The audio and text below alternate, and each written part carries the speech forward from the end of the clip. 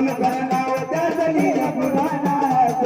मलुकान नाव त्या दलील पुराणात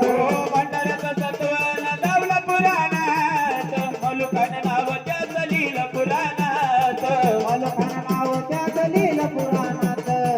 मलुकान नाव त्या दलील पुराणात दर्शनाला येती सारी भक्तावळीनं सत्वाचा खंडोबा